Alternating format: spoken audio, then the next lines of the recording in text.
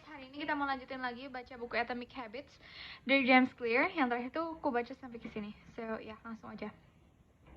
Shortly after arriving, my body began shutting down. Maksudnya singkat cerita, pas nyampe di rumah sakit lokal itu, badan aku tuh mulai shutting down. Badan aku tuh kayak mulai lap lah gitu. I struggled with the basic functions like swallowing and breathing. Kayak aku tuh bener-bener kesusahan dengan fungsi-fungsi dasar seperti nelen dan nafas. I had my first seizure of the day.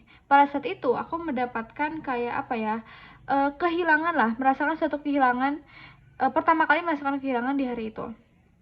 Then I stopped breathing entirely. Kemudian aku benar-benar berhenti bernafas secara keseluruhan. As the doctors hurried to supply me with oxygen, ketika dokter itu buru-buru untuk kayak membantu aku, maksudnya nge-supply, menyediakan oksigen untuk aku, they also decided the local hospital was unequipped to handle the situations and ordered a helicopter to fly me to a larger hospital in Cincinnati. Ketika si dokter itu kayak buru-buru nge-supply aku sama oksigen, mereka si dokter tadi ya, mereka juga memutuskan bahwa rumah sakit lokal itu mereka tidak peralatannya tidak lengkap. Maksudnya mereka nggak sanggup untuk menghandle situasi ini, dan mereka memesan helikopter untuk menerbangkan aku ke rumah sakit yang lebih besar di Cincinnati. I was rolled out of the emergency room doors and toward the helipad across the street. Kemudian aku tuh kayak aku dikeluarkan dari ruangan emergency, dari ruangan gawat darurat atau UGD lah ya, mungkin kalau di bahasa Indonesia. I was rolled out of the emergency room doors. Aku dikeluarin dari pintu ruangan gawat darurat and toward the helipad across the street. Dan aku kayak menuju ke helipad across the street, melewati jalan-jalan itu.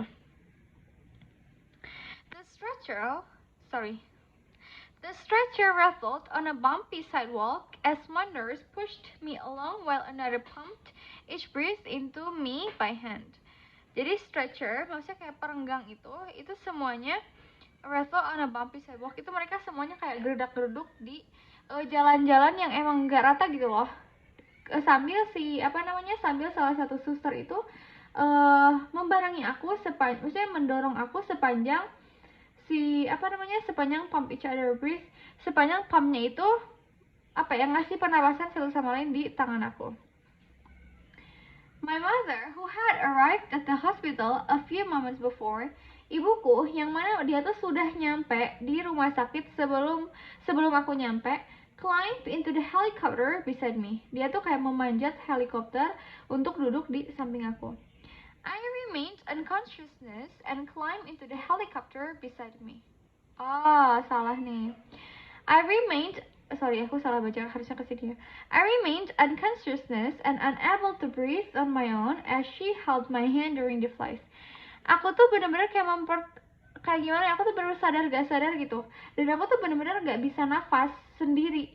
Pas dia ibu aku tuh menggenggam tangan aku sepanjang penerbangan itu.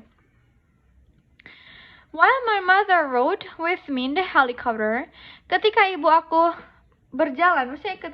tuh berada di samping aku di helikopter, my father went home to check on my brother and sister and break the news to them. Ayahku pulang ke rumah untuk ngecek saudara laki-laki aku dan saudara perempuan aku dan ngasih kabar ke mereka. He choked back tears and he explained to my sister that he would miss her 8th grade graduation ceremony that night.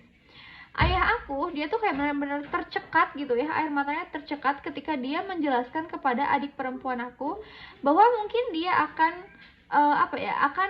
gak ikut ke acara pelepasan kelas 8 gitu loh di malam itu. After passing my siblings off to my family and friends, sehabis menitipkan keluarga aku ke keluarga dan teman-teman, he drove to Cincinnati to meet my mother.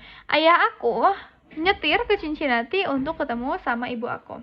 When my mom and I landed on the rooftop of the hospital, ketika ibu aku dan aku nyampe gitu ya di rooftop dari rumah sakit aku, a team of nearly 20 doctors and nurses sprinted onto the helipad and wheeled me into the trauma unit.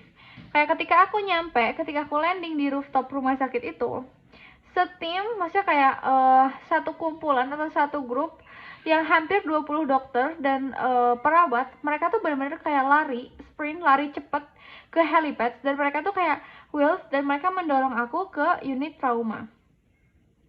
By this time, saat ini, maksudnya saat ini pada saat kejadian itu ya, by this time, the swelling in my brain had become so severe that I was having repeated post-traumatic seizures. Pada saat itu, kayak pembengkakan di otak aku itu sudah kayak melebar banget, dan pada saat itu aku benar-benar mengalami post-traumatic, maksudnya kehilangan kesadaran post-traumatic yang berulang-ulang. My broken bones needed to be fixed. Kayak tulang yang hancur aku itu butuh untuk diperbaiki. But I was in the conditions to undergo surgery. Tapi saat itu aku tuh sedang dalam keadaan yang tidak memungkinkan untuk mendapatkan surgery, untuk mendapatkan operasi. After yet another seizure, my third of the day, maksudnya setelah perbaikan, setelah yang lain-lain, maksudnya setelah ya perawatan yang lain-lain lah, di hari ketiga, I was put into a medically induced coma and placed on a ventilator. Aku disimpan atau ditaruh di ruangan medis untuk, maksudnya ruangan koma, dan aku disimpan di sebuah ventilator. My parents were no strangers to this hospital. Orang tua aku itu bukan orang yang baru-baru banget ke rumah sakit ini. Maksudnya orang tua aku tuh nggak asing sama rumah sakit ini. 10 years earlier, 10 tahun yang lalu, they had entered the same building on the ground floor after my sister was diagnosed with leukemia at age 3. 10 tahun yang lalu, maksudnya mereka di sini orang tua aku ya. Mereka, orang tuanya si James Clear maksudnya. Mereka sudah memasuki ruangan yang sama atau bangunan yang sama di lantai ground, di lantai dasar, setelah adik aku itu didiagnosa dengan leukemia di usia 3 tahun. I was 5 at the time, pada situ aku usia 5 tahun. My brother was just 6 months old. Dan adik aku yang paling kecil tuh, dia waktu usianya 6 bulan. After 2.5 years of a chemotherapy, setelah 2,5 tahun dari chemotherapy treatments, dari perawatan kemoterapi, spinal taps, maksudnya ya terapi spinal, dan bone marrow biopsis, dan biopsi sumsum tulang sumsum ya. My little sisters finally walks out of the hospital happy, healthy, and cancer free. Akhirnya adik aku keluar dari rumah sakit itu bahagia, sehat, dan tanpa cancer. Maksudnya udah bebas dari cancer, dari kanker gitu ya. And now, after 10 years of normal life, dan sekarang, setelah 10 tahun dari kehidupan normal, my parents found themselves back in the same place with a different child. Orang tua aku, mereka ternyata datang lagi ke tempat yang sama dengan anak yang berbeda. While I slept in a coma, ketika aku terundung koma, the hospital sent a priest and a social worker to comfort my parents. Rumah sakit itu mengirimkan seorang pendeta dan pekerja sosial untuk kayak menenangkan orang tua aku lah.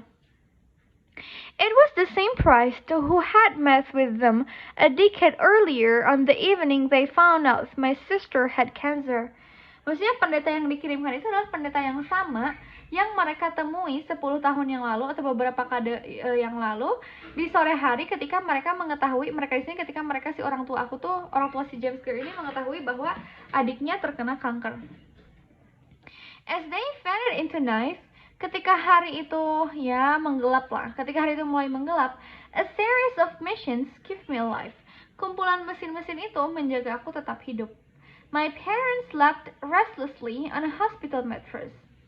Maksudnya orang tua aku tuh tidur tapi yang kayak nggak istirahat gitu loh di matras rumah sakit.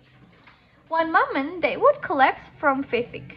Mungkin kadang-kadang mereka tuh collapse, mungkin mereka tuh kadang-kadang kambuh gitu fatigue-nya, kelelahan dan seterusnya. The next day will be wide awake with worry.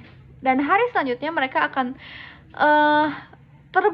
matanya terbuka lebar dengan rasa cemas.